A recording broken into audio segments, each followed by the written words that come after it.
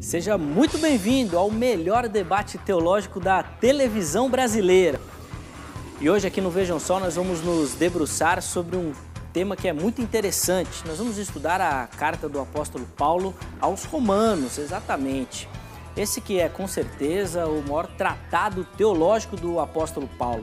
E vale lembrar que Pedro disse que Paulo escreve umas coisas que são complicadas de entender.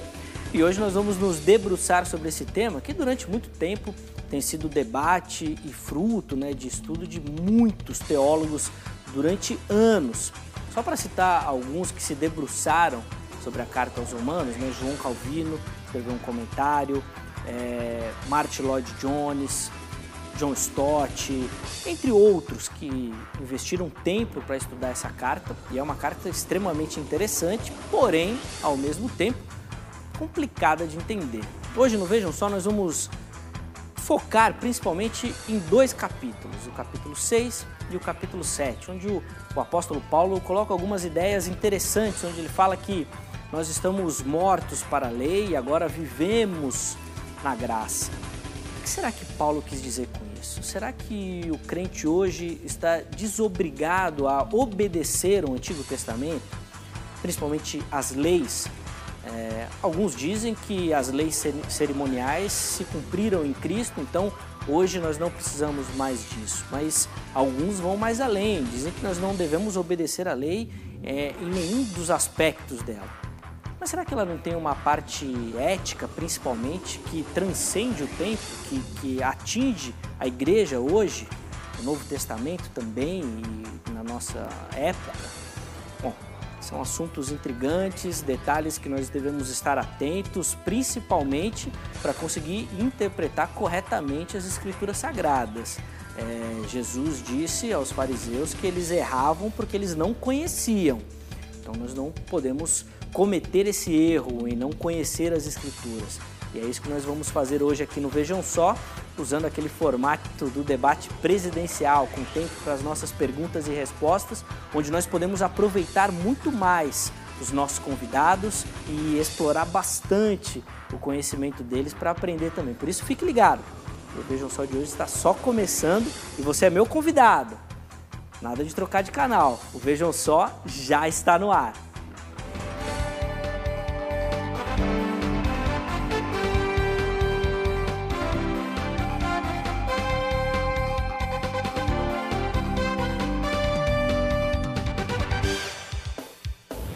Uma ótima noite para você que acompanha a nossa programação. Seja muito, mas muito bem-vindo a mais uma edição do debate do Vejam Só. E hoje nos debruçando ali na carta aos Romanos, escrita pelo apóstolo Paulo, tentando entender de maneira mais específica ali o capítulo 6 e o capítulo 7 e qual deve ser a nossa relação com a lei. Como que nós hoje devemos nos portar com relação à lei. Eu já vou apresentar os nossos convidados, para a gente ganhar tempo e na sequência assistir a nossa matéria e depois já começar o nosso bate-papo aqui nessa noite. Mas antes eu queria fazer só uma menção de maneira muito especial ao pastor Gabriel Porto. Na última terça-feira, no debate, o irmão foi citado o livro que o irmão escreveu com relação à Trindade.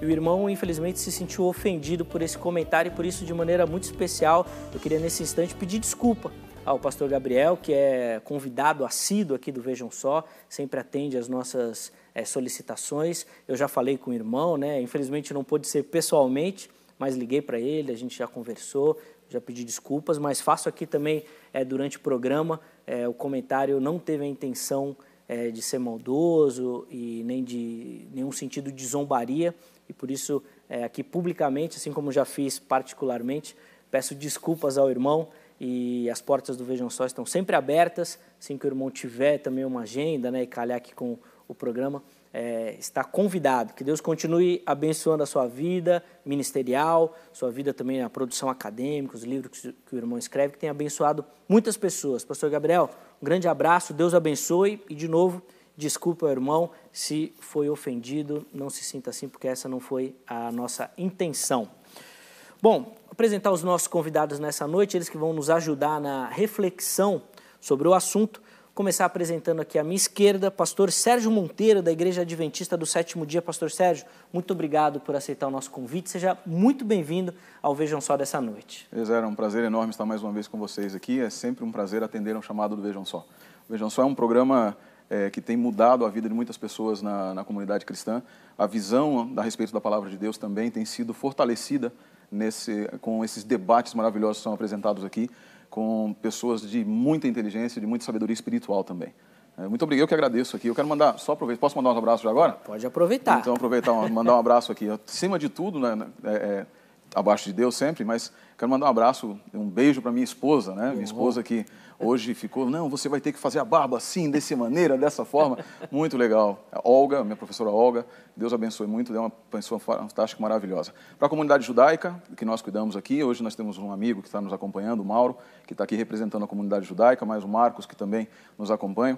Quero mandar um abraço muito grande para o Ricardo Oliveira, do canal Ricardo Oliveira. Quero mandar um abraço para o Thiago Santana, para todas as pessoas que nos acompanham ali através do nosso blog, que é o feofideísmo.com, ou através do nosso canal no YouTube também. A todos, um grandioso abraço e um carinho da paz de Deus. Pastor, para a gente iniciar, passa o endereço da comunidade que o irmão pastoreia, né? Cuida ali, para quem de repente estiver nos assistindo, quiser fazer uma visita, por favor. Tá. Ali, assim, nós temos as pessoas precisam entrar em contato conosco. Legal. Ela fica aqui do lado do Pacaembu, mas como nós temos programações, várias programações, meu e-mail está aparecendo aí, vai aparecer aí na tela. E aí ali no e-mail você entra em contato, várias pessoas entraram em contato através do Vejam Só, Legal. Pedindo a agenda. E aí nós passamos a agenda e passamos o endereço também. Mas fica aqui do lado do Pacaembu, na Armando Penteado, tá bom? Muito bom. Pastor, eu estou aqui com o material do irmão, que é fruto de uma tese, né, de mestrado do irmão. Eu queria que o irmão falasse rapidamente, claro. Só para a gente poder mostrar aqui, que o irmão comentasse aqui 30 segundos para fazer a propaganda.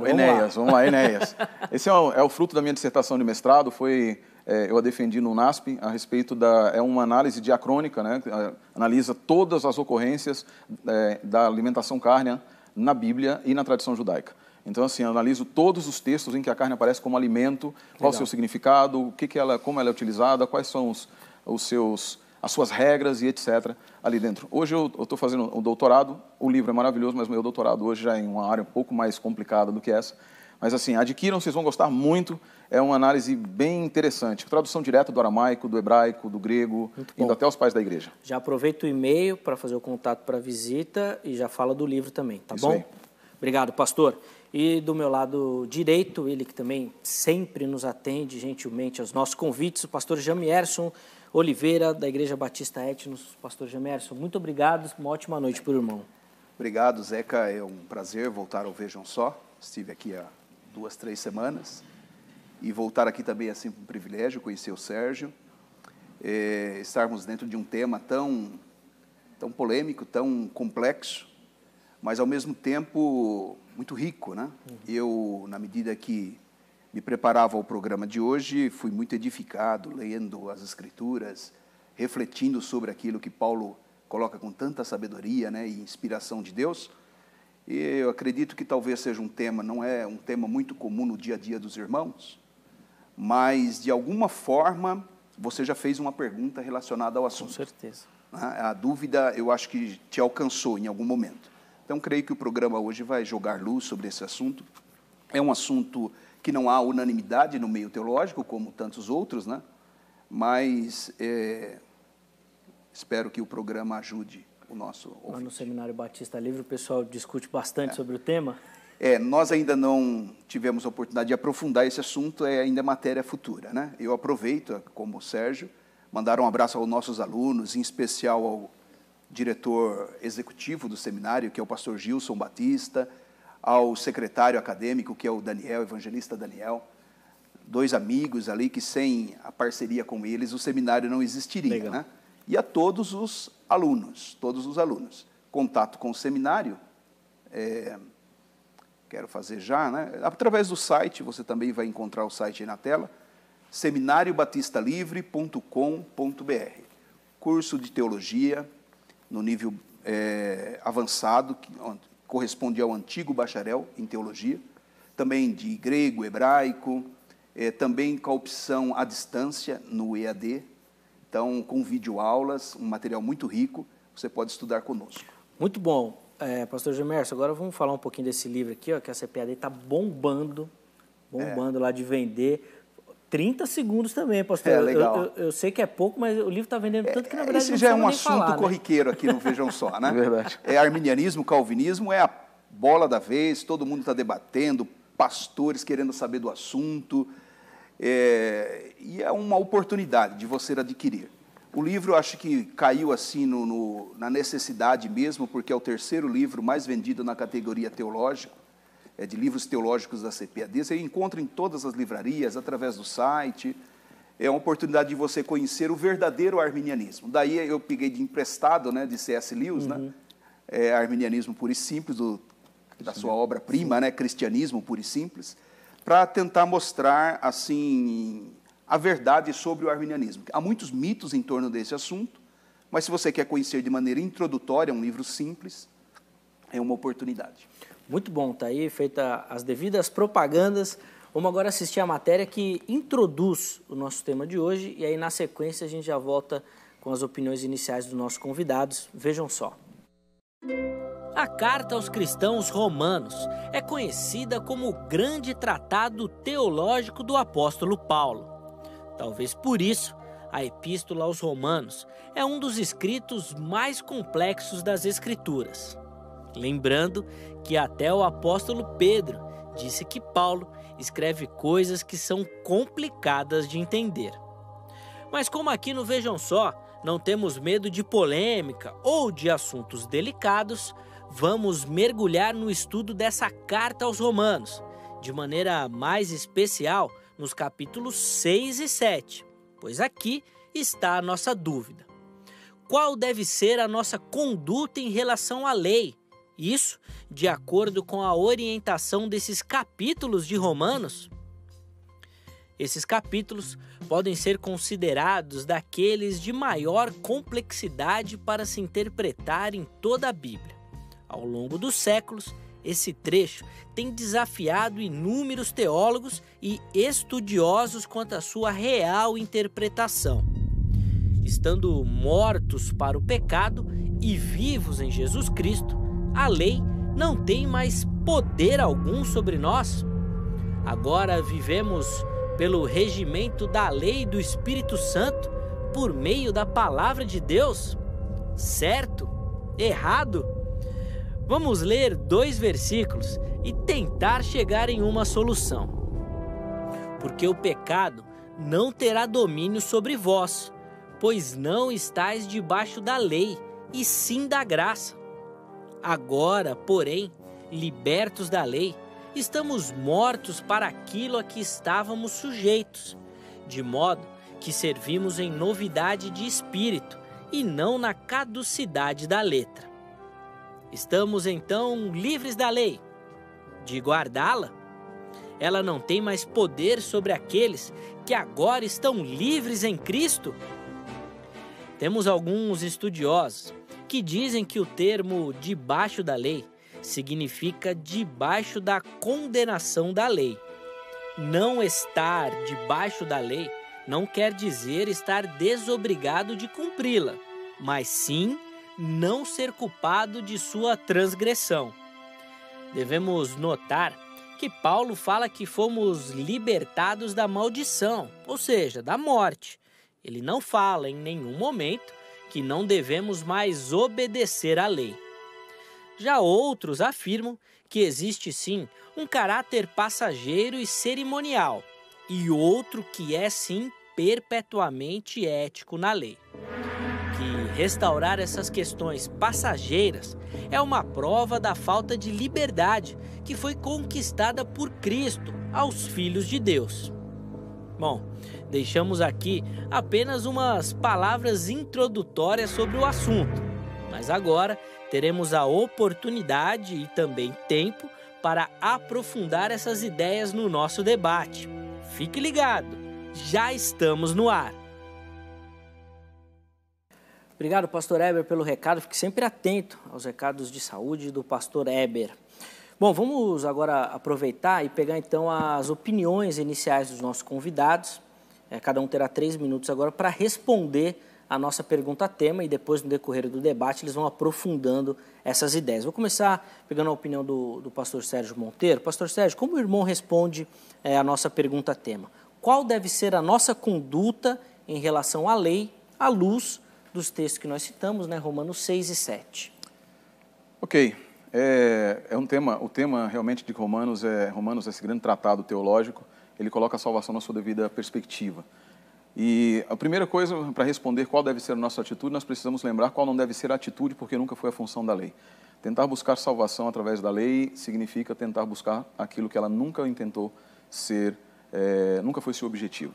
Então, qual deve ser a nossa conduta? A conduta, primeiro, qual não deve ser? Não busque salvação na lei. A lei não te dá salvação, ninguém jamais foi salvo pela lei. Ninguém pode tentar ser salvo pela lei. E pode parecer estranho para um judeu, para um adventista falando, mas ninguém jamais foi salvo pela lei por guardar o sábado e ninguém jamais será salvo pela lei por guardar o sábado ou coisa parecida. A lei, ela é um indicador, ela é um caminho através do qual, na verdade não é um indicador, ela é um tutor. Paulo usa essa mesma expressão.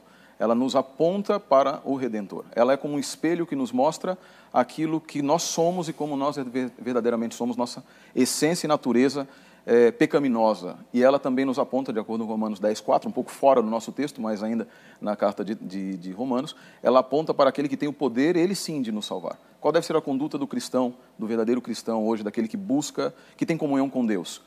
Não desprezar aquilo que a palavra de Deus diz para não desprezar. A lei não é contrária a nós. A lei ela é boa quando bem utilizada. Ela é correta quando ela é bem utilizada. Ela é santa, justa e boa. Mas quando ela é corretamente utilizada, posta no seu lugar, como um guia para nos apontar para aquele que é, ele sim, o caminho para a salvação. Nossa conduta básica em relação à lei deve ser reconhecer que nós somos pecadores e que existe um padrão de moralidade, e esse padrão de moralidade está escrito por Deus. Não foi deixado para nós não foi deixado para nós a liberdade para definirmos o que fazer e como fazermos, mas definirmos se queremos fazer aquilo que Deus quer ou não. Olhar para a lei como uma expressão da vontade de Deus, sem querer forçar sobre a lei, que esta seja a vontade salvífica de Deus. A vontade salvífica de Deus se manifesta na cruz do Calvário em Cristo Jesus. Muito bom, então as opiniões iniciais, né, do pastor Sérgio. Na sequência do debate ele vai poder aprofundar esse raciocínio também. Agora, 3 minutos, o pastor Geomércio Oliveira vai ter a oportunidade de responder a nossa pergunta. Pastor, qual deve ser a nossa conduta, né, em relação à lei, olhando para esses dois textos, Romanos 6 e 7? Legal, Zeca. Paulo, nesses 2 capítulos em especial, ele já começa trabalhando esse assunto da lei, a validade da lei, a função da lei, né? E também a natureza do pecado, desde o capítulo 5. Então, 5, 6, 7, se estende até 8, até porque é um ato contínuo aí o texto de Paulo. Paulo está, primeiro, mostrando a depravação do homem, mostrando que o homem é pecador na sua natureza, sem nenhuma condição de voltar-se para Deus, sem nenhuma condição de buscar ao Senhor, pelas suas próprias forças, pelo seu próprio mérito. É uma primeira leitura que você faz desse texto.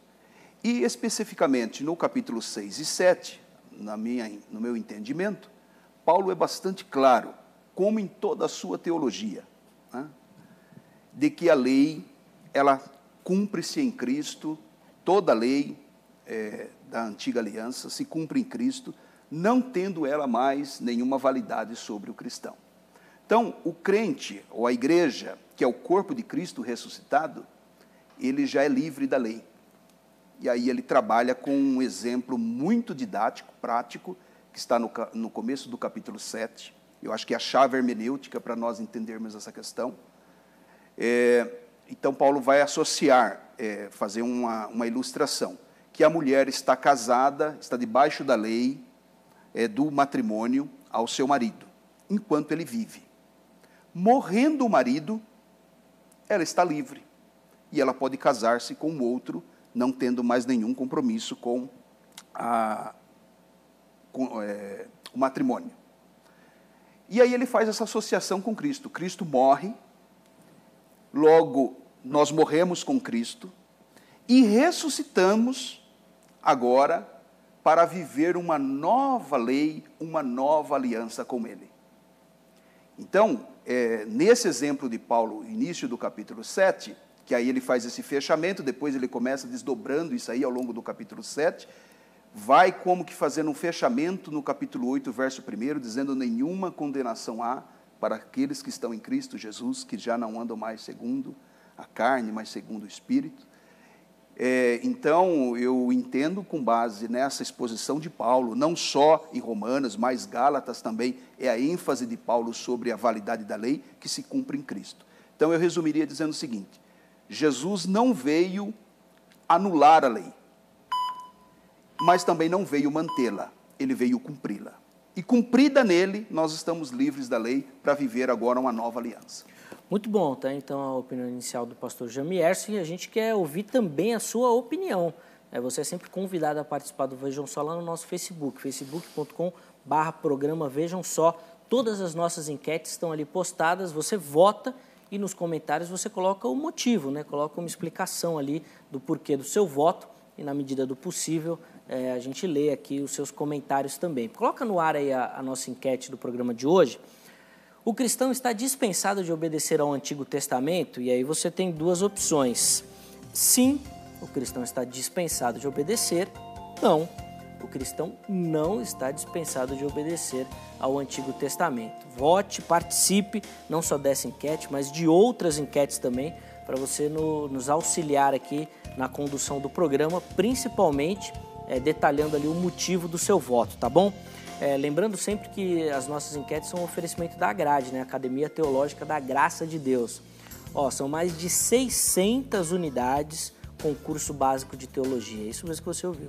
600 unidades espalhadas pelo Brasil, oferecendo o curso básico de teologia. Tome nota do telefone, que já aparece aí no seu monitor, é o 0 prestadora 11, porque é aqui de São Paulo, 3115-0819. 3115-0819. Amanhã, horário comercial, você liga e pega todas as informações. Pode ser do curso básico de teologia ou de outros cursos que a Grade oferece, uma variedade de cursos, tá bom? Que com certeza vão te ajudar e vão melhorar a sua capacidade para o serviço da obra de Deus, tá bom? Então, entre em contato com a Grade e capacite-se sempre para trabalhar muito melhor, tá bom? Nós vamos fazer um rápido intervalo, o intervalo é rapidinho, e na sequência a gente volta aí no nosso segundo bloco, entrando naquele momento das perguntas e respostas com os nossos convidados, tá bom?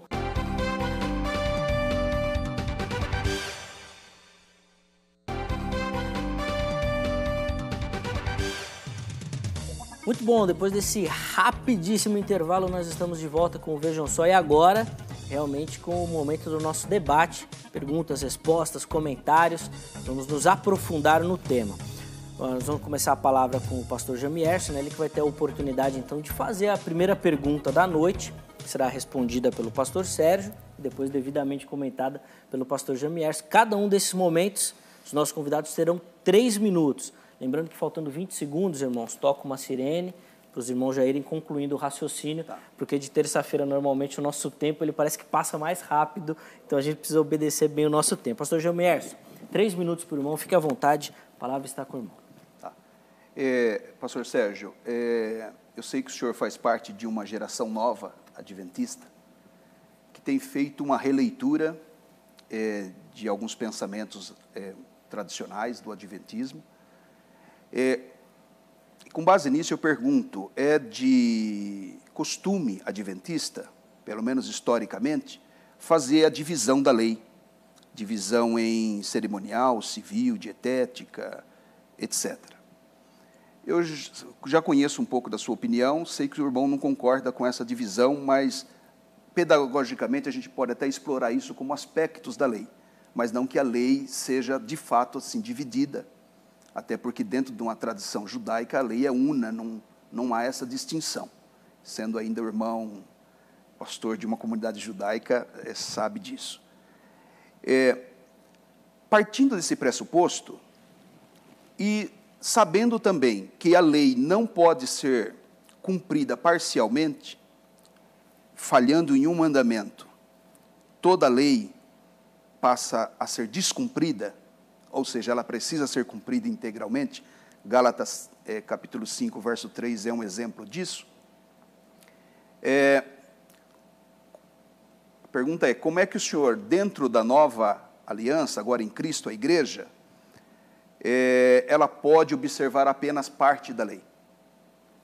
Muito bom, está aí a pergunta elaborada pelo pastor Jamierson. Pastor Sérgio, 3 minutos. E apenas 3 minutos. 3 minutos por irmão responder. Eu sei que normalmente precisa de mais tempo, mas só tem 3. Precisaria de uns 5 a 10, né? Não é mais uma pergunta tão bem feita assim como o pastor Jamierson. Eu agradeço pela pergunta, é uma pergunta bastante interessante. Primeiro, nós reconhecemos que a lei é una, a Torá é uma, ela é uma só, mas mesmo dentro da tradição judaica existem os aspectos diferenciais dentro da própria lei. Aspectos cerimoniais, o Talmud é dividido em Sedarim, em Moedim, e vários trechos que tratam especificamente de processos diferentes, de aspectos diferentes dentro dessa lei. O grande problema é justamente a parte da pergunta, pastor, é que assim, embora no Novo Testamento nós temos a lei precisa ser totalmente cumprida, ela deve ser totalmente cumprida naquilo que se aplica a você. Então, por exemplo, legislação que tem a ver com a mulher não se aplica para o homem.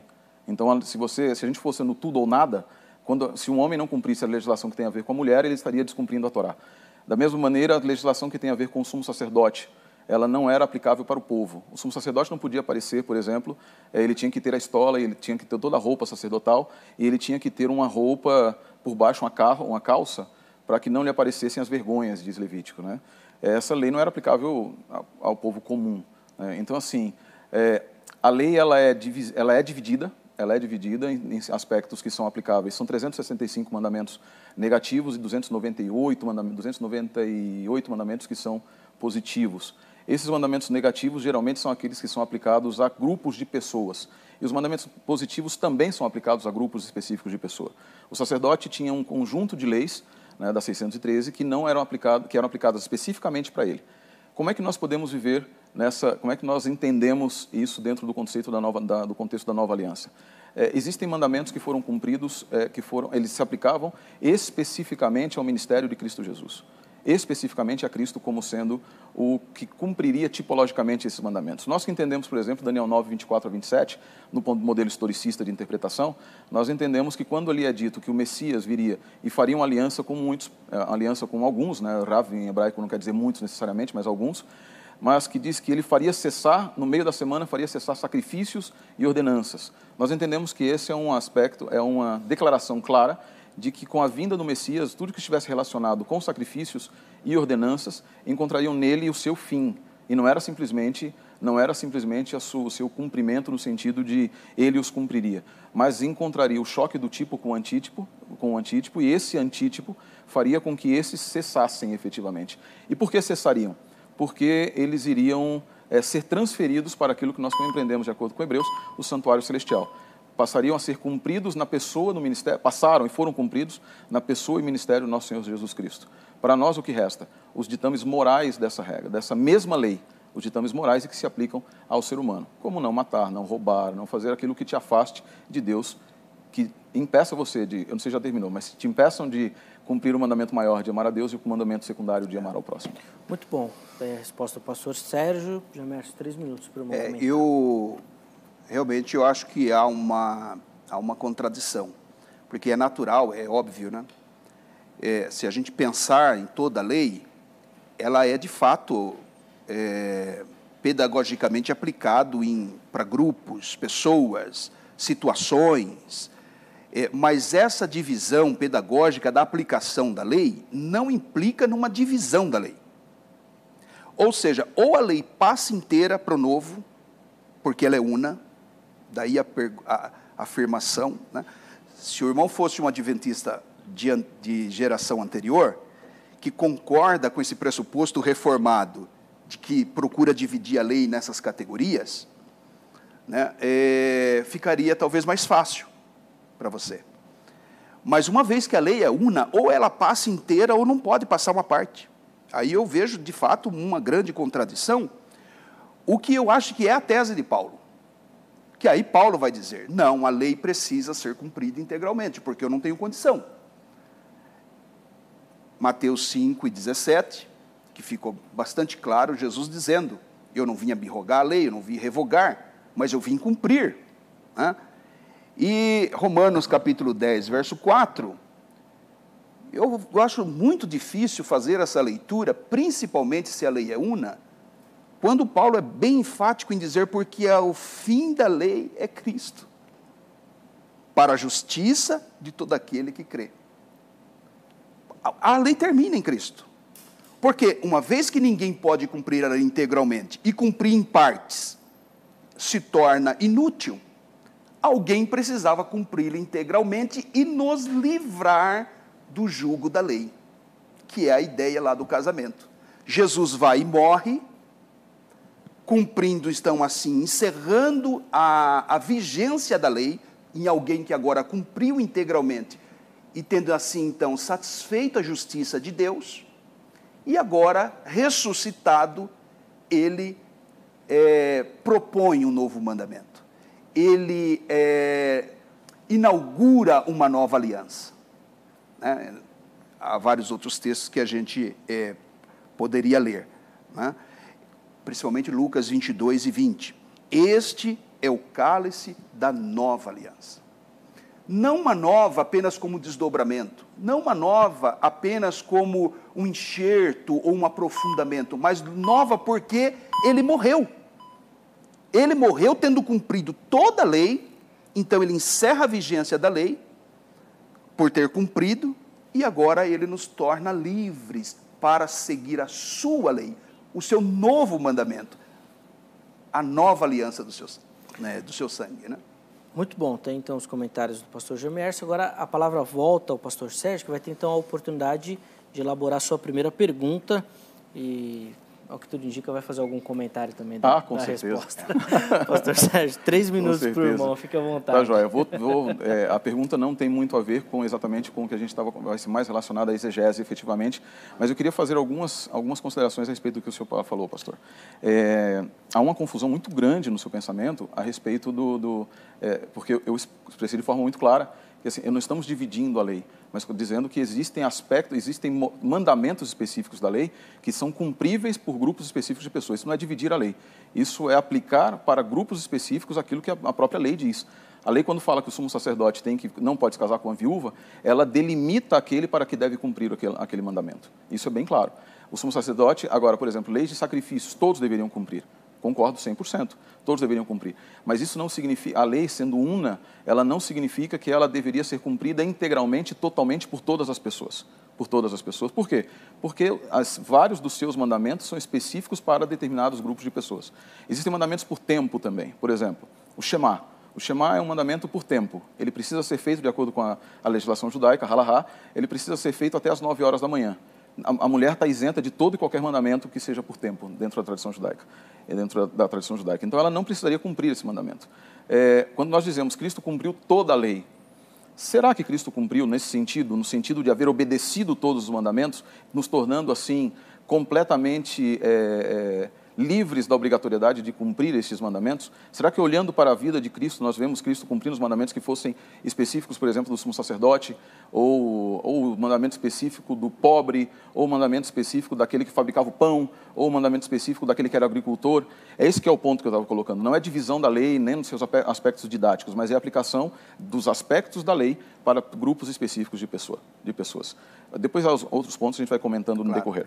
A pergunta específica, pastor, é mais uma pergunta exegética, efetivamente. Eu sou mais exegeta do que apologeta. E, em termos de exegese, nós entendemos, e o senhor como professor também sabe, que um dos cânones sagrados da exegese é que você deve ler o contexto, entender, o senhor já mostrou isso um pouquinho. Eu queria que o senhor falasse um pouco para nós a respeito da estrutura literária do livro de Romanos e como os capítulos 6 e 7 encaixam dentro da estrutura literária. Porque o senhor, no início, falou um pouquinho a respeito da justiça, que vai terminar no capítulo 8, com não condenação e etc. A compreensão da estrutura literária de Romanos pode nos auxiliar a entender como essa noção de lei, pecado no capítulo 6, lei no capítulo 7, condenação no capítulo 8, elas interagem dentro do framework teológico do livro de Romanos. Então, minha pergunta, na verdade, seria um pedido. Como o senhor poderia discorrer a respeito da estrutura literária do livro de Romanos? Sim. Muito bom, tá aí então a pergunta do pastor Sérgio. 3 minutos, pastor Gemércio, para a sua resposta. Todo o livro de Romanos, Paulo está tratando do plano redentivo. Né? Desde o capítulo 1 até o último capítulo, ele vai tratar, a tese de Paulo é como a graça de Deus se manifesta diante da perversidade humana, diante da natureza do pecado. E como é que a justiça de Deus vai ser satisfeita, uma vez que o homem é depravado, Aí a gente pode lembrar ainda um capítulo anterior, capítulo 3, verso 23, porque todos pecaram e destituídos estão da glória de Deus. Não há ninguém que busque a Deus, não há ninguém que faça o bem. Mas a justiça de Deus, ou dentro da santidade de Deus, alguém precisa satisfazer essa sua justiça, essa sua santidade. E aí Paulo vem trabalhando isso. Eu selecionei aqui alguns capítulos versículos, né? No capítulo 5, ele já começa lançando então a base de toda a tese que ele trabalha no livro de Romanos. Tendo sido, pois, justificados pela fé, temos paz com Deus por nosso Senhor Jesus Cristo. Ou seja, uma vez que o pecado existe, uma vez que o ser humano é mau e não pode ser autorredentivo, não pode se salvar a si mesmo, como é que agora ele alcança a paz com Deus? Como é que ele alcança o favor de Deus se ele não pode cumprir a lei? Uma vez que a sua natureza é pecaminosa. Aí Paulo entra com o grande tema da justificação pela fé, que é um tema que provocou a reforma protestante, que nos fez rever todo o nosso entendimento, uma vez que a teologia católica trazia essa contribuição das obras para a salvação. Então, o capítulo 6 e o capítulo 7, claro, eu citei o capítulo 8 como um desfecho assim parcial, né? Claro que ele vai estar trabalhando isso em todo o livro de Romanos. Mas quando ele vem trabalhando essa questão da natureza do pecado, capítulo 6, depois ele fala da nossa liberdade em Cristo, que ressuscitou e ressuscitamos com Ele. Nós ainda continuamos na carne do pecado, nós ainda continuamos com essa natureza ativa em nós. E ele diz, o bem que a gente quer fazer não consegue, né? Alguém precisa nos representar diante de Deus. E é por isso que a lei não pode ser praticada por nós ou por ninguém. Ninguém foi salvo por causa da lei. Somos salvos por causa da justiça de Cristo, que cumpre a lei, satisfaz a justiça de Cristo, e imputa a nós a sua santidade, a sua justiça. Seria uma exposição. Muito bom, a gente sabe que o tempo é um limitador realmente. Pastor Sérgio, 3 minutos então para o irmão comentar, por favor. Ok.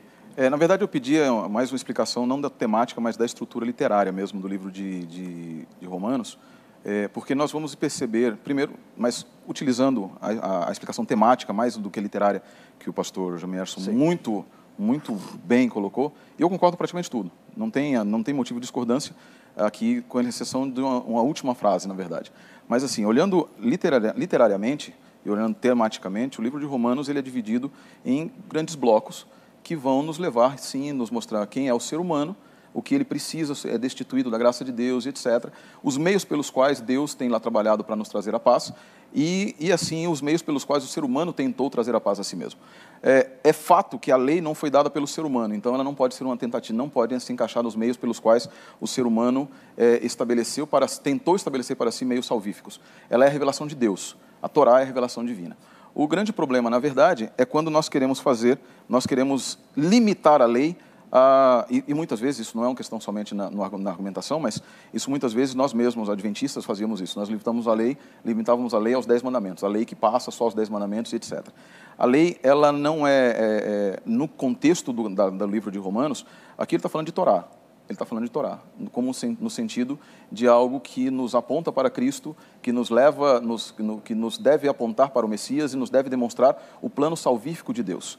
O capítulo 7, e aqui existe um problema, e aqui, pastor, é um ponto que eu discordo, na verdade, da interpretação, e não somente eu, mas James Dunn e vários outros autores, N.T. Wright, da Nova Perspectiva Paulina e vários outros, também reformados, e não só reformados, mas teólogos mais modernos.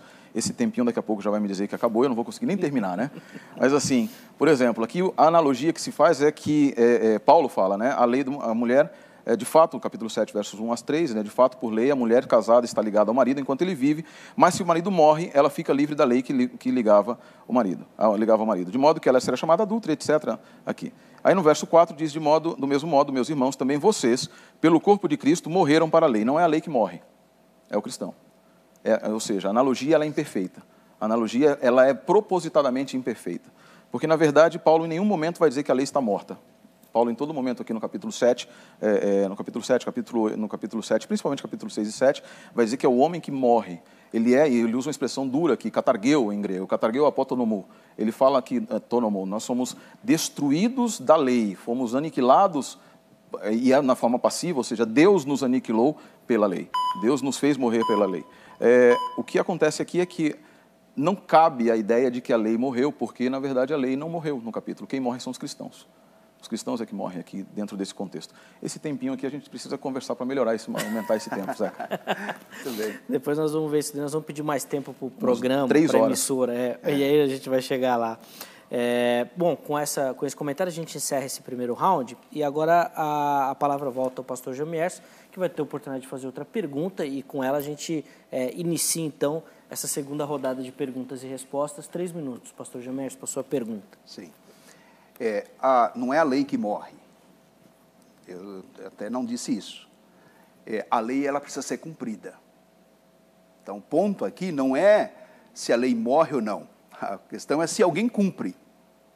E a lei tem que ser cumprida integralmente. O único que é capaz de fazer isso é Jesus. Ao cumprir, ele encerra essa antiga aliança, baseada nesses preceitos, porque é a tese de Paulo, em que toda essa lei, ela serviu para quê? Para nos conduzir a quem? Nos conduzir a Cristo. Ela não teve outra função, porque ninguém foi salvo por obras da lei. Mesmo os salvos da antiga aliança, não foram por cumprirem a lei integralmente. Então, o ponto de Paulo no texto, especialmente o 6 e o 7, alguém precisa cumprir a lei para encerrar essa aliança. E é o que Jesus vem fazendo. Essa seria a tréplica, né? A pergunta que eu faço é assim, no Novo Testamento, nós vemos, e quando eu falo de uma nova lei, eu estou falando então, eu estou negando que o cristão não tenha nenhuma obrigação moral, né? Eu estou negando que o cristão possa fazer qualquer coisa, ser livre para fazer qualquer coisa. Na verdade, ele se torna livre para obedecer o novo marido agora, que é o Cristo ressuscitado, como seu próprio corpo. Então, esse é o ponto. Agora, ele vai cumprir uma nova lei.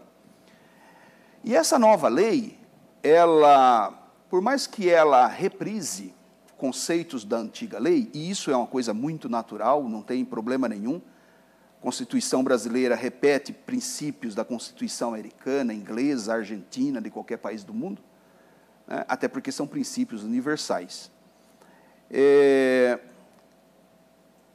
Ponto é que Jesus, em Mateus 22, 37 a 40, ele resume a lei em 2 mandamentos apenas. Toda a lei, não a lei moral, mas porque toda lei é moral. Não há uma lei imoral, uma parte da lei, mesmo a cerimonial civil, ela não é imoral. Ela tenta revelar o caráter de Deus, de santidade de Deus, né? A pureza de Deus. Quando Jesus, então, a pergunta, por que Jesus resume a vontade de Deus em apenas 2 mandamentos? E esses 2 mandamentos, então, vão ser melhor explicados em outros comportamentos que o cristão deve ter, como as obras da carne, rejeitar obras da carne, produzir frutos do Espírito, se ainda há leis específicas para ser observado da antiga aliança. Muito bom, está aí a pergunta então do pastor Jamierson. Pastor Sérgio, 3 minutos para o irmão responder essa questão. Ok. Primeiro ponto, pastor, na verdade é o seguinte, os mandamentos de resumo que Jesus fez não são mandamentos que ele havia colocado novos. Um é Deuteronômio 6,4 e o outro é Levítico 19. Né? Amarás o Senhor teu Deus sobre todas as coisas e ao teu próximo como a ti mesmo. Ou seja, eram mandamentos existentes dentro do próprio contexto dos mandamentos antigos. Acontece que as leis dentro da Torá, dentro das Escrituras, elas são o aspecto de que assim ele restringe e mandamentos que restringe, etc., estão muito mais relacionados com a compreensão greco-romana de lei do que a própria compreensão judaica. A compreensão judaica de Torá, a palavra Torá vem de um verbo hebraico, yará, que quer dizer apontar. Ele aponta, ele nos diz e nos dita um caminho, nos aponta um caminho, nos mostra um caminho, é um guia e instrução para a vida. Por isso que toda a Torá se resume em 2 coisas, toda a Torá. E isso não é o pensamento apenas do Messias, a casa de Hillel dizia isso. a casa de Hillel dizia isso, os rabinos diziam isso. Né? O Messias, ele coloca de uma forma muito maior, ele, claro, que na sua boca tudo fica muito maior, porque ele é o próprio Deus falando. Mas o próprio pensamento judaico já dizia exatamente isso, que se algum outro mandamento existe maior do que esse, estão todos resumidos nisso. Os próprios Aseret Divrot, que são os 10 mandamentos, eles estão relacionados com categorias, não são chamados mandamentos dentro da palavra de Deus, são chamados de palavras, pronunciamentos, porque são categorias que englobam todos os outros mandamentos. Então, os 10 mandamentos, aquelas 10 pronunciamentos, todos os outros 603 estão englobados dentro dele. Os outros 2 englobam todos os 603, esses mandamentos que existiam dentro da própria Torá. Que no final das contas, tudo se resume a isso. Toda a Torá se resume basicamente a você ir até Deus. Você vai a Deus e você deve amar a Deus sobre todas as coisas. E por que é que vem o amor ao próximo? O amor ao próximo, ele é o resumo das suas obrigações para o próximo. De Noé é dito que ele era tzadik vetamim, que ele era justo e perfeito. Tzadik tem a ver com o seu relacionamento com Deus, e o tamé tem a ver com o seu relacionamento com o próximo. Toda a Torá, toda a Bíblia, todo o Tanar tem a ver com isso. O Salmo 82 fala a respeito disso. Ele mostra que os juízes estavam errando justamente por quê? Porque eles vilipendiavam os pobres e os órfãos. Ou seja, Jesus não está, o primeiro ponto, Jesus não está extinguindo os outros mandamentos pela citação de 2 mandamentos que existiam anteriormente, porque eles já existiam. Se a existência deles significava a inexistência dos outros, a inocuidade dos outros, esses eram inócuos desde a época em que eles mesmos existiam. A passagem para a nova aliança, o Kainé de Ateke, o novo no sentido de renovado, de fortalecido, como está em Daniel 9, que fortalecerá Igdil, o verbo no rifil, do verbo gadal, que quer dizer fortalecer, fortalecerá uma aliança com muitos, indica que essa nova aliança não é uma completamente alheia à antiga, como o senhor mesmo disse. Nós podemos explorar posteriormente a questão da abrogação e derrogação. Existem diferenças muito claras entre o que é abrogação e o que é derrogação de uma legislação. Eu entendo que existe a derrogação de certos princípios, e a permanência daqueles que não foram citados como sendo explicitamente derrogados. Muito bom. Então, a resposta do pastor Sérgio. Pastor Gilmar, 3 minutos para o irmão comentar a resposta dada. Veja que o assunto é polêmico, né? Tem bastante conteúdo para ser dito, mas eu tentando falar ao telespectador, que leitura você consegue fazer das Escrituras? Eu chamo de teologia espontânea.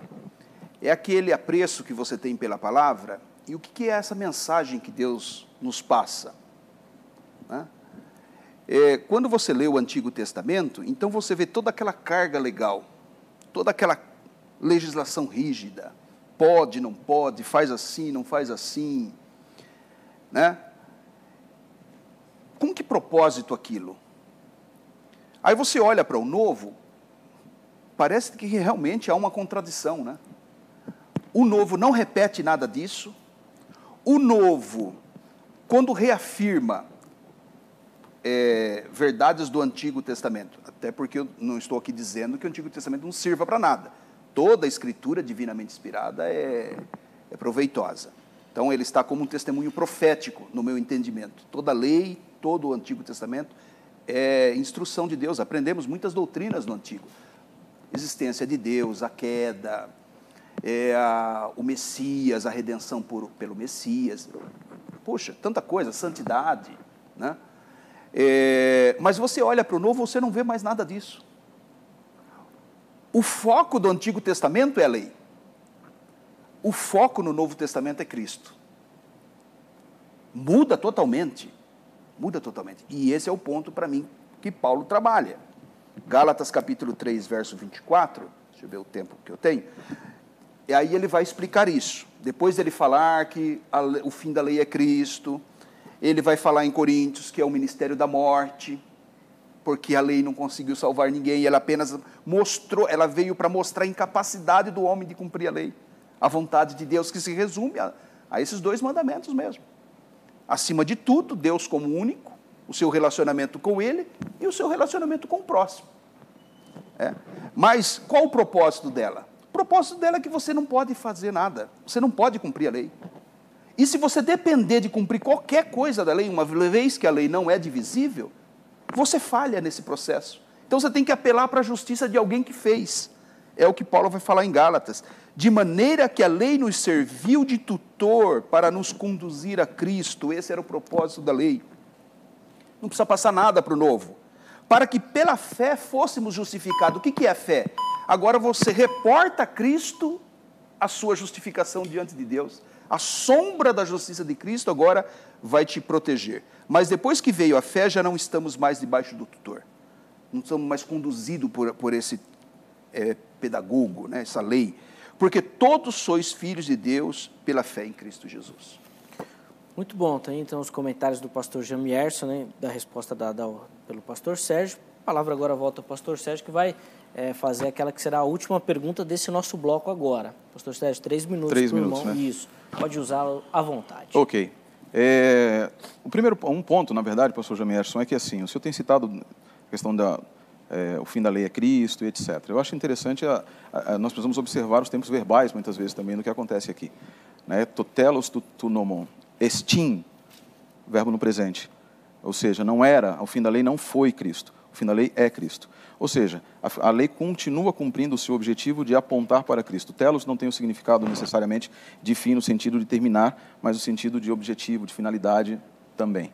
Isso, a gente dá uma olhadinha lá no Theological Dictionary of the New Testament, a gente vai encontrar ali exatamente isso. Um outro ponto que o senhor citou também é com relação à lei dela ser, no caso do Antigo Testamento, dela ser desnecessária, não passar absolutamente nada para hoje, e que o Antigo Testamento tem a ver, nós aprendemos muitas coisas do Antigo Testamento, mas ele não tem, não necessariamente teria continuidade.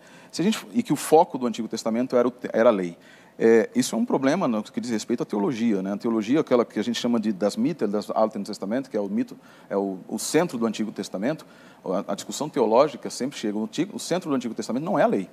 O centro do Antigo Testamento é Deus. É Deus. A lei, ela é a normatização do seu relacionamento com Deus. E o centro do Novo Testamento é Jesus Cristo. Ele é o centro. Aquilo que os teólogos discutem, dizem que o centro do Antigo Testamento é Deus, o centro do Novo Testamento é Cristo, e o centro das Escrituras é Deus através de Cristo. Né? Então, sendo no passado, sendo no presente. Então, um problema de teologia, na verdade, aqui com relação a isso.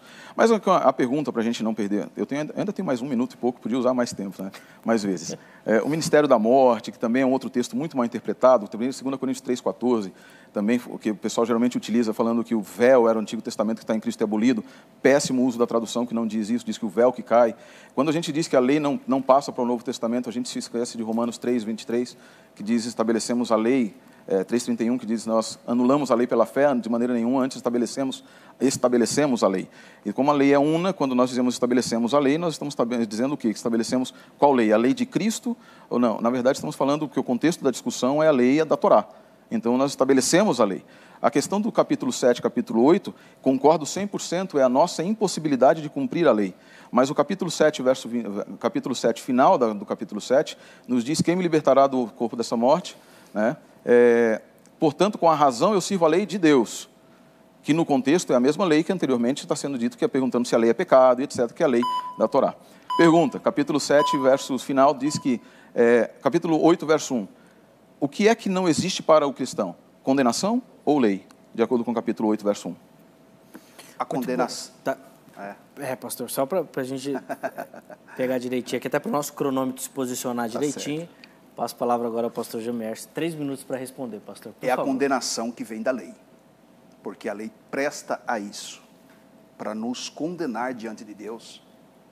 Ela não nos ensina. A lei não nos ensina. A lei, ela nos leva, ela nos conduz a Cristo. Até porque nós não temos capacidade de aprender. Nós estamos depravados nos nossos pecados, nós estamos depravados na nossa natureza pecaminosa e não há bem nenhum em nós. Qualquer obra de justiça que façamos são trapos de imundícia. Como é que a lei, então, ela nos leva? Ela nos leva à justiça de Cristo. Tudo se volta a Cristo. O evangelho cristocêntrico, né? O evangelho é cristocêntrico. Todas as escrituras, ela aponta para Cristo.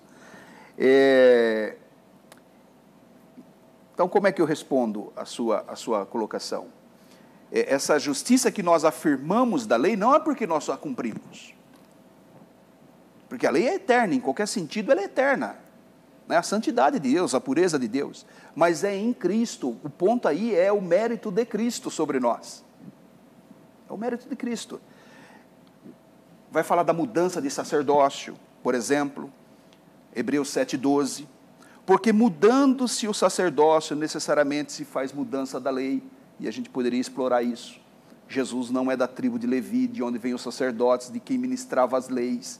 Jesus é da tribo de Melquisedeque, é um outro conceito, é uma outra aliança. Mas ele tem a lei dele, até porque ele é o próprio Deus. Curiosamente, parece até um paralelo, né? A lei é dada no monte Sinai, e Jesus, Mateus 5 ao 7, também do monte traz a sua nova lei, né? O seu novo mandamento, a sua nova constituição para o seu povo, que é a igreja.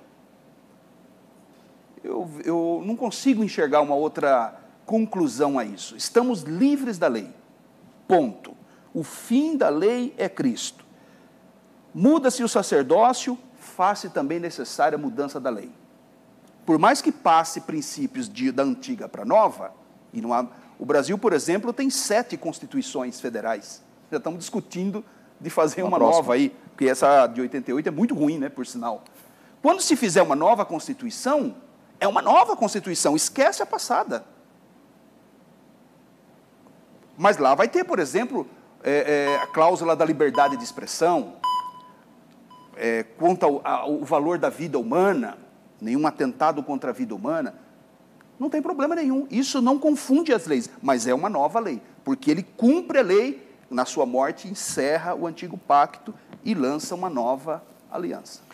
Muito bom, está aí a resposta do pastor Jamier. Sua palavra agora volta ao pastor Sérgio, que vai comentar essa resposta, e com esse comentário nós vamos encerrar esse nosso segundo bloco. Pastor Sérgio, 3 minutos por irmão. Maravilha. Pastor Jamerson, tem alguns problemas, na verdade, na sua fala, que eu queria apontar apenas. Acho que tem mais. Mas eu vou ser legal você colocar só 2. Tá bom. Tá bom? Tá bom. Na verdade, só 2 que são, na minha visão, são os mais problemáticos, na verdade. Quando o Senhor diz, por exemplo, que a lei não nos ensina. Na verdade, a própria palavra Torá quer dizer que ela nos ensina. Deuteronômio 6, versos 1 em diante, na verdade, Deus diz que você deve ensinar estas palavras. Tu as ensinarás, inculcarás aos teus filhos. A gente faz isso todo sábado, na nossa proclamação do Shema, todos os dias. Okay. Quando a gente diz Shema Israel Adonai Eloheinu Adonai Echad, nós estamos proclamando que a Torá é o meio pelo qual Deus nos ensinou e continua nos ensinando. E Ele nos ensina o quê? Primeiro, nos ensina o caminho da felicidade. Devarim, Deuteronômio 30, versos 15 em diante. Veja, hoje eu estou colocando diante de vocês vida e felicidade, morte e desgraça. Em outras palavras, quando Deus coloca a Torá, Ele nos ensina por onde caminhar e por onde não caminhar. Então ela nos ensina. Eu achei muito... me estranhou, na verdade. Me estranhou bastante. Talvez não tenha sido exatamente essa vontade, né, a intenção do que o Senhor quis dizer. Esse é o primeiro ponto. E aí os versos anteriores, capítulo 26, fala a respeito das bênçãos do Monte Gerizim, das maldições do Ebal. Ou seja, você deve andar por esse caminho, você deve nunca deixar seu coração se desviar. Ou seja, Deus está dizendo assim, olha... Eu hoje chamo o céu e a terra como testemunhas contra você, e lhe propus a vida ou a morte, na mesma lei, vida e morte, bênção e maldição. Escolhe a vida para que vocês e seus descendentes vivam, amando ao Eterno teu Deus, obedecendo sua voz, etc. Ou seja, a Torá, o objetivo principal dela, nesse sentido, ela é didática. Ela é nos ensinar qual é o caminho que Deus quer que nós andemos. Ela não tem o objetivo de nos chamar para a aliança, nos permitir a entrada para a aliança. O que nos permite a entrada para a aliança é o sangue derramado. Eu vou aproveitar esse 1 minuto e pouco para a gente considerar o outro aspecto que eu acho que precisa talvez de uma revisão, num certo sentido. Quando nós olhamos, eu acho que eu já falei uma vez aqui, uma certa feita, vou tentar resumir, Zeca. Acontece o seguinte, na antiga aliança existia um problema que era o pecado. Esse era o mesmo problema. Nós somos unidos, eu gosto de uma frase que diz, nós somos membros de uma única família, cujo primeiro nome é pecadores e o segundo nome, sobrenome é salvos pela graça do nosso Senhor. Como todos somos pecadores, Antigo e Novo Testamento, viventes naquela época nossa, o problema era o mesmo. Como é que se resolvia o problema do pecado? A lei, ela nunca veio, isso está certíssimo, ela vinha nos dizer qual era o padrão a ser alcançado e que nós nunca alcançaríamos. Qual era o padrão que nós deveríamos alcançar? A santidade, porque a lei é santa, justa e boa. O mandamento é santo, justo e bom. Qual era o padrão? Ela mostrava o caráter de Deus. Mostrava o caráter de Deus e você nunca conseguiria alcançar esse caráter de Deus. Eu não vou conseguir, eu vou deixar para a próxima, eu vou deixar para o restante depois. Basicamente, a lei nos mostra o que nós não podemos alcançar. Quando nós não alcançamos, o que é que nós podemos fazer? O salário do pecado é a morte. O salário do pecado é a transgressão da lei. Se você não consegue atingir, a única coisa que a lei lançava sobre nós, aí por isso que eu perguntei da condenação, era você deve morrer. Quando a Bíblia diz não há condenação sobre quem estão em Cristo Jesus, Qual é o seu objetivo? Depois eu exploro mais nos meus próximos minutos. Muito bom. Tá aí as considerações finais do pastor Sérgio, que não foram finais, né? Ele vai concluir depois. Mas a gente vai precisar fazer um rápido intervalo.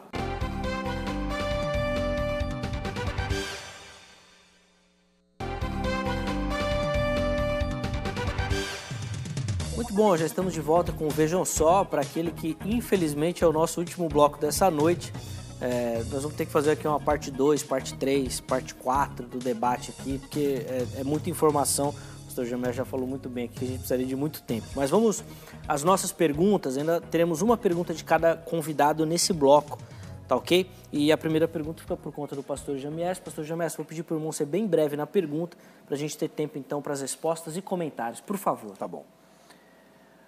Pastor Sérgio, se nós entregarmos apenas o Novo Testamento para um pagão, ele terá conhecido toda a vontade de Deus? Muito bom, tá aí a pergunta do pastor Jamés. Pastor Sérgio, 3 minutos para o irmão responder a essa pergunta. O senhor já leu o Fator Melquisedeque? Conheço. Eu acredito mais ou menos exatamente o que o autor do Fator Melquisedeque diz. Ele terá conhecido a vontade salvífica de Deus, que é o importante. Ou seja, ele terá conhecido Jesus Cristo. Independente do que o levou até ali, do que o levou até aquele momento, tudo que é necessário para que ele encontre a salvação, ele terá conhecido. Em outras palavras, talvez ele não conheça os detalhes do caminho pelo qual ele deve caminhar para ser um completo guardador da vontade de Deus de acordo com a sua revelação, tanto histórica quanto consciência, como Romanos fala disso, a revelação histórica da sua consciência, ou a revelação formal da palavra de Deus. Mas aquilo que é necessário para a sua salvação, ele vai encontrar totalmente lá no Novo Testamento. Ou em outras palavras, eu retorno àquilo que eu disse lá no início. Lei não salva. Lei nunca foi o propósito dela salvar. Torá não salva. E esse foi um dos problemas do meu povo naquela época. Eu buscava uma salvação onde não havia. No templo, salvação não havia no templo. Havia demonstração didática, pedagógica, o seu pedagogo conhece muito bem, do plano da salvação, daquilo que em teologia a gente chama de Heilsgeschichte. Em outras palavras, e aí errou-se porque se buscou salvação onde não havia. Não se percebeu a salvação quando ela chegou, porque se buscou a salvação no lugar errado. A lei foi objetivo de Deus que a lei salvasse? Não, de maneira nenhuma, jamais. Então, um pagão que tome o Novo Testamento vai encontrar a salvação? Vai encontrar todos os detalhes da vontade de Deus? Não, de maneira nenhuma. Muito bom, está aí a resposta então, do pastor Sérgio. Pastor Jamés, 3 minutos para o irmão comentar a resposta. Tá. Para jogar luz na pergunta, né? Qual deve ser a nossa conduta em relação à lei? À luz de Romanos 6 e 7. Hebreus capítulo 7, verso 18 e 19, pastor Sérgio, diz assim: já li aqui que a lei cumpriu em Cristo. 12. Eu já citei Mateus 5 e 17, que Jesus não veio anular a lei, mas veio para cumprir. Já falei que a lei tinha a função de conduzir para Cristo. Citei 2 Coríntios, capítulo 3, sobre o caráter condenatório da lei, por isso é chamada de ministério da morte. Fala do seu caráter transitório, em que sentido ela é transitória, se ela continua e se ela não é divisível. Então, como é que eu responderia essa questão? Em Jesus está toda a justiça de Deus. Toda a justiça de Deus. E quando ele resume, no capítulo 22 de Mateus, os mandamentos, todos os mandamentos, decálogo, tudo, toda a vontade de Deus em 2, é porque de fato aquilo é verdade, né? Amar a Deus, se você ama a Deus, você não tem ídolos. Se você ama a Deus, você tem Ele como o único Deus verdadeiro, né? Senão também não é amor verdadeiro. Se você ama o próximo, você não mata, você não adultera, e aí por diante, a gente pode... de fato, é um resumo de toda a vontade de Deus, a justiça de Cristo. Então, não estou dizendo com isso que o Antigo Testamento, já disse no bloco passado, vou repetir para ficar bastante claro. Eu não estou aqui fazendo uma anulação do Antigo Testamento, porque é a palavra de Deus, inerrante, infalível, normativa, apta para nos instruir, para nos orientar em toda a verdade. mas em Cristo se completa toda a justiça de Deus. É por isso que ele é um novo sacerdote. E aí eu citei Hebreus 7,18. Porque o precedente mandamento é revogado por causa da sua fraqueza e inutilidade. Não é porque ela não seja boa. O irmão citou, e corroboro com isso, que a lei é santa, boa e justa. Paulo cita isso lá em Romanos 7. Mas ela não cumpriu a sua função. Não é que ela não cumpriu a sua função. O meio de redenção não se alcança por ela. Né? Pois a lei nenhuma coisa aperfeiçoou. E é dessa sorte introduzida uma melhor esperança para a qual chegamos a Deus. E Hebreus 12, 24. E a Jesus, o mediador de uma nova aliança, ao sangue da aspersão, que fala melhor do que o de Abel. Então, em Jesus eu entendo que se cumpre toda a vontade de Deus. Conheceu Jesus, conheceu toda a vontade de Deus. Muito bom. Tá aí, então, os comentários do pastor Jamier. Essa palavra volta ao pastor Sérgio, que terá ali, pastor, 30 segundos para fazer uma pergunta, tá bom? Para a gente poder otimizar o tempo e dar tempo da resposta. Faça uma fácil. E do comentário. Ajuda aí. Tá bom. Tá joia. Pastor, eu vou perguntar baseado em duas coisas que o senhor disse agora. Primeiro, o senhor tinha dito que a Torá, que a lei não nos ensina. Depois, o senhor disse que ela é apta para nos ensinar. Agora, disse que também usando... Vai rapidinho, uns 30 segundos. Ela é boa, mas ela também é inútil.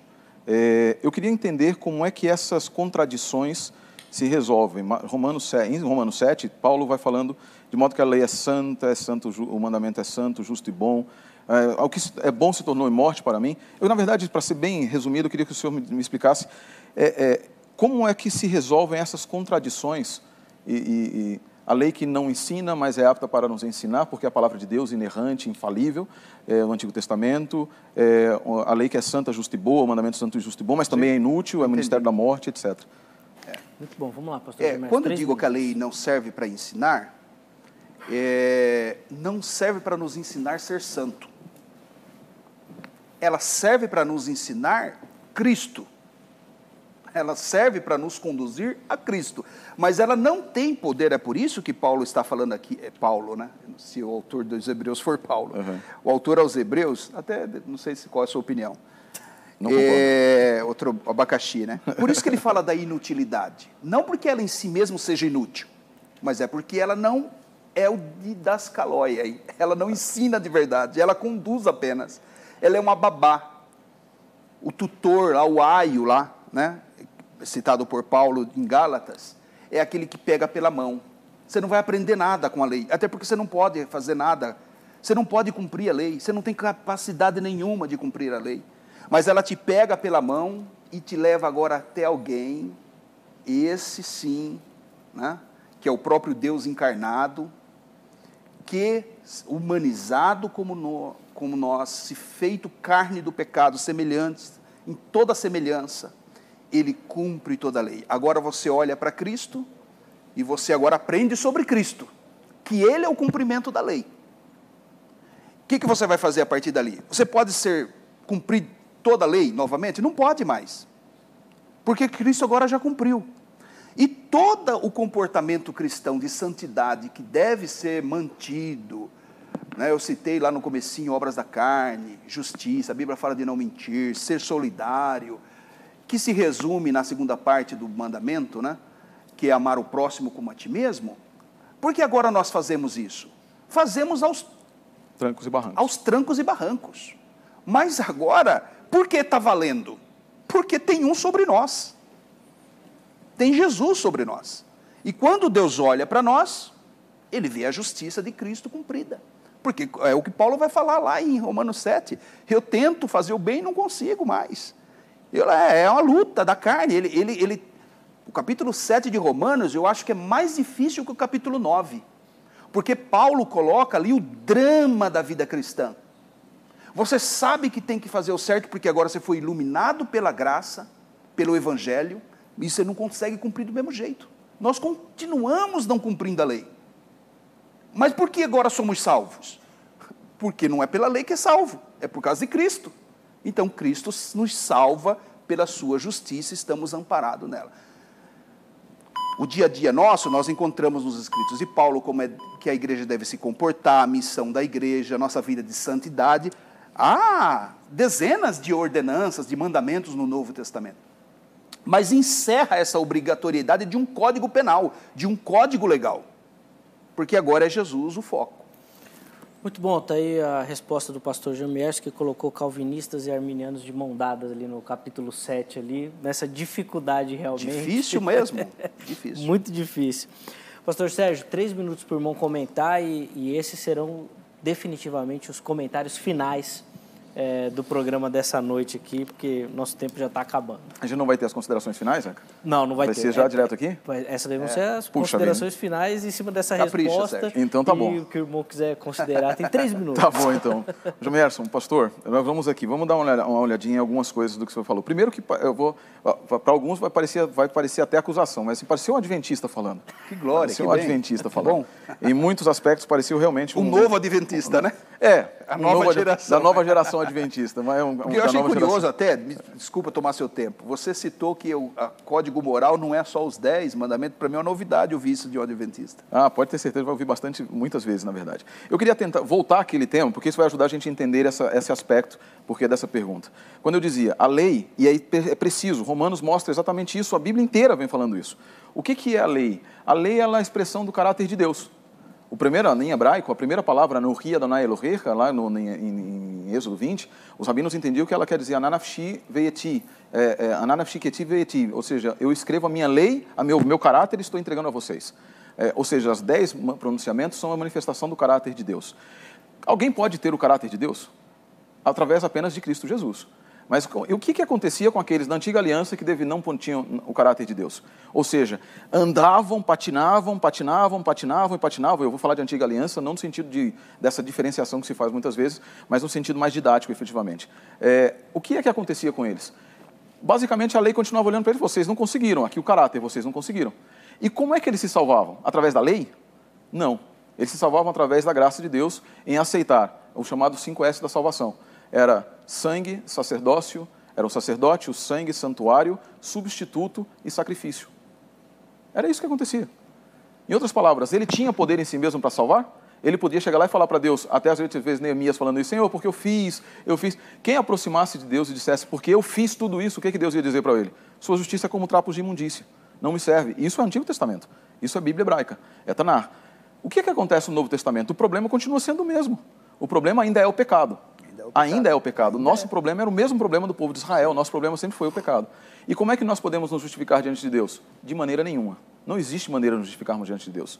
Como é que nós podemos ir? O fim da lei é Cristo para a justificação daquele que crê. Ou seja, a finalidade da lei. Como é que nós podemos, então, quando a lei nos aponta, você pecou e o salário do pecado é a morte?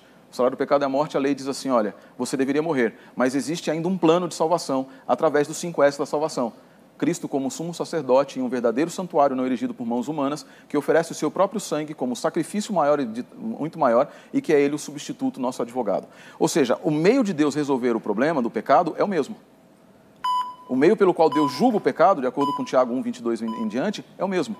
Ou seja, a questão não é onde é que nós buscamos salvação. Em Cristo Jesus. Na antiga aliança, na nova aliança, em qualquer lugar. Qual deve ser a atitude do cristão hoje? Continuar buscando salvação em Cristo Jesus, sem em qualquer momento deixar de olhar para as regras bíblicas de como viver uma vez estando dentro da aliança.